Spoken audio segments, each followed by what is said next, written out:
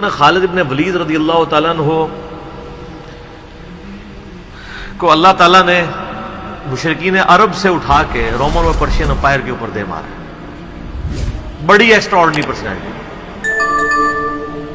نبی اسلام کی اعلان نبوت کے بعد 19 سال تک کافر رہے ہیں. اس 19 سالوں میں موت بھی آ سکتی تھی لیکن اللہ نے زندہ رکھا ہے. حتیٰ کہ غزوہ احد کے موقع پر نبی علیہ السلام کے جو 4 دانت شہید ہوئے ہیں، جو بخاری مسلم میں آتا ہے، حضرت خالد بن ولید کی وجہ سے ہوئے ہیں. انہوں نے وہ جب درہ چھوڑ دیا تھا عبداللہ ابن جبیر اور باقی ان کے ساتھیوں نے، عبداللہ ابن جبیر نے تو نہیں چھوڑا تھا، چند ساتھیوں نے، تو یہ پیچھے سے آگے حملہ آور ہوئے اور نبی علیہ السلام کی بددعا ہے ان کے اس موقع پہ. نبی علیہ السلام کی مبارک زبان سے نکل گیا، اللہ ایسی قوم کو کیسے ہدایت دے گا جنہوں نے اپنے نبی کا چہرہ خون سے رنگ دیا. تو سورہ ال عمران میں جہاں پہ صحابہ کرام کو اللہ تعالیٰ نے گرفت کی ہے نا 60 آیات میں کہ غزوہ احد پہ تم نے یہ غلطی کی، پھر اینڈ پہ معاف بھی فرما دیا. پہلی گرفت نبی علیہ السلام کی آئی ہے، لیس لک من الامر شیء. نبی آپ کو تو کوئی اختیار نہیں، اللہ چاہے ان کو ہدایت دے دے. ہوئے ہوئے ہوئے ہوئے اور اسی کو ہدایت بھی مل گئی. اسی پیگن کو اللہ نے اٹھایا ہے.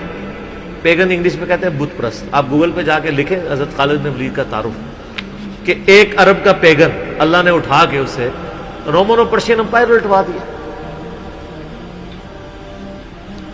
پھر 19 سال تو کفر میں گزرے ان کے، اسلام میں ان کے 19 سال نہیں گزرے سر، بمشکل 10-11 سال. لیکن انہوں نے اپنے 19 سالوں کے بھی سارے گناہ دھلوا دیے. جو کچھ کیا پھر اور جو کچھ اللہ نے ان سے کام لیا. یہ ایک الگ سے تلخ حقیقت ہے کہ سیدنا خالد بن ولید سے نبی علیہ السلام کے مبارک زمانے میں بھی اور بعد میں بھی بحیثیت انسان کچھ غلطیاں ہوئی ہیں، بخاری مسلم میں رپورٹ ہوئی ہیں. لیکن کسی شخص کی چاند غلطیوں سے اس کا پورا پلڑا ادھر کا ادھر نہیں ہو جاتا. اللہ بھی قیامت والے دن نیکیوں اور برائیوں کو تولے گا. نیکیاں زیادہ ہوں گی تو پھر اس کو یہ نہیں کہا جائے گا کہ یہ تو نے اتنی بڑی برائی کیوں کی تھی، پھر وہ پاس ہو چکا ہے. چاہے کسی ایک سوال میں اس کے 0 نمبر بھی آئے ہوئے، پاس ہو چکا تو اس کا تانا بھی نہیں دیا جائے گا، نیور. تو 2-4 واقعات کو لے کے اس طریقے سے کسی بندے پہ چڑھائی کرنا یہ بالکل زیادتی والی بات ہے. سیدنا خالد بن ولید سیف اللہ ہے، اس میں کوئی شک نہیں ہے. صحیح بخاری میں جو یہ حدیث کہتے ہیں نا، یہ حدیث بڑی مشہور ہے. غزوہ موتا کے موقع پر آپ کو پتہ ہے نبی علیہ السلام نے رومن امپائر کی طرف اپنا ایک ایلچی روانہ کیا تھا، خط بھیج کے. اس ایلچی کو قتل کر دیا گیا تھا اور اس وقت ایلچی کا قتل اعلان جنگ ہوتا تھا. تو نبی علیہ السلام نے ایک لشکر روانہ کیا زید بن حارثہ کی قیادت میں. نبی علیہ السلام کے منہ بولا بیٹا جس کا نام قرآن میں، واحد صحابی جس کا نام قرآن میں زید. لیکن ساتھ ہی آپ نے فرمایا، صحیح بخاری میں الفاظ ہیں کہ اگر زید فوت ہو جائے، مسند احمد میں ڈیٹیل موجود ہے انہی الفاظ کے ساتھ کہ زید فوت ہو جائے تو جعفر کو اپنا امیر بنا لینا. جعفر فوت ہو جائے، شہید ہو جائے تو پھر عبداللہ بن رواحہ کو بنا لینا. اگر وہ بھی شہید ہو جائے پھر تو اپنی مرضی سے کسی کو امیر چن لینا. یہ مسند احمد میں.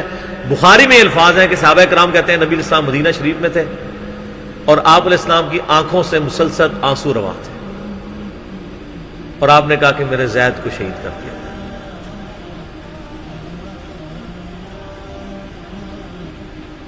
اب مسلمانوں کا پرچم جعفر نے تھام لیا. جعفر بھی حضور کے لاڈلے سے، آپ کو پتہ ہے، جعفر طیار حضرت علی کے بھائی، جن کے بارے میں بخاری میں آتا ہے کہ ان کے 2 بازو کٹ گئے تھے تو آپ علیہ السلام فرمایا میں نے اسے جنت میں اڑتے ہوئے دیکھا، اللہ نے اس کو 2 پر دے دیے.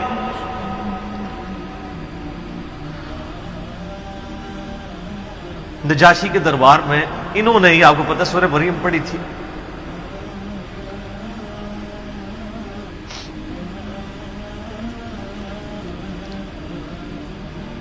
پھر آپ نے فرمایا کہ جعفر کو شہید کر دیا گیا. اب عبداللہ ابن رواحہ نے پرچم تھام لیا. پھر آپ نے فرمایا اسے بھی شہید کر دیا گیا. پھر آپ نے فرمایا اب اللہ کی تلواروں میں سے ایک تلوار کو مسلمانوں نے اپنا امیر چن لیا اور میں اللہ سے امید کرتا ہوں اللہ تعالیٰ اس کے ہاتھ میں فتح دے اور فتح ہو بھی گئی. یہ بخاری کی جو حدیث ہے نا، اس کے اوپر امام بخاری نے باب باندھا ہے مناقب خالد ابن ولید. حالانکہ اس میں خالد ابن ولید کا نام نہیں تھا، لیکن اس حدیث کے اوپر باب کیا باندھا؟ خالد ابن ولید، کیونکہ وہ سیف اللہ وہ تھے. سیوف من سیوف اللہ، اللہ کی تلواروں میں سے ایک تلوار کے ہاتھ میں جھنڈا آ گیا، اللہ تعالیٰ فتح دے گا، فتح ہو گئی. اس کے 3-4 طریقے بخاری میں، باقی طریق کے اندر نہ خالد ابن ولید کا نام بھی موجود ہے کہ خالد ابن ولید کے ہاتھ میں اب پرچم آ گیا، اللہ نے فتح دے دی. اچھا،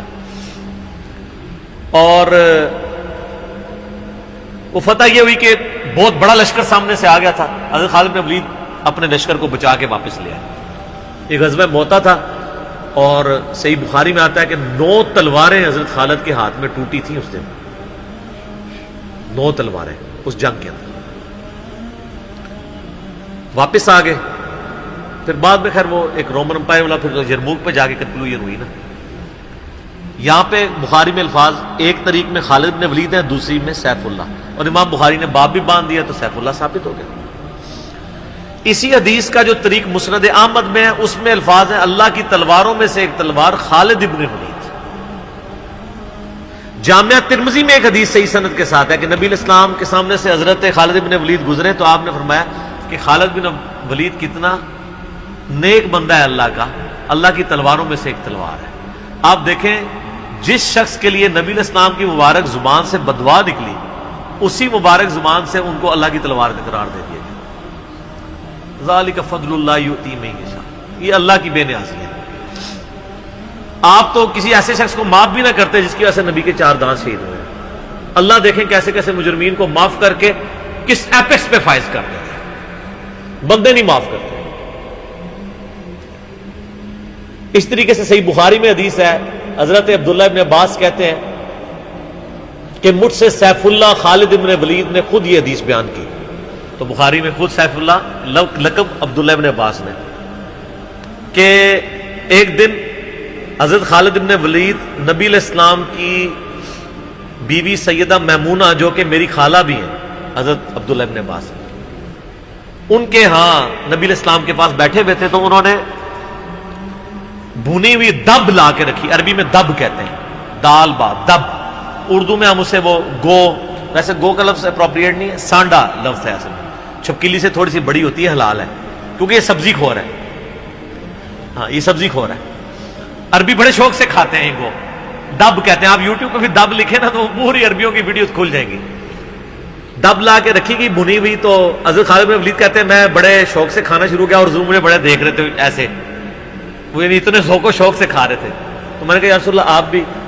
تو آپ فرمایا کہ میرے علاقے کی غذا نہیں ہے، میں نہیں کھاتا، یعنی حرام. ان کا یا رسول اللہ کیا حرام ہے؟ آپ فرمایا حرام نہیں ہے، مجھے پسند نہیں.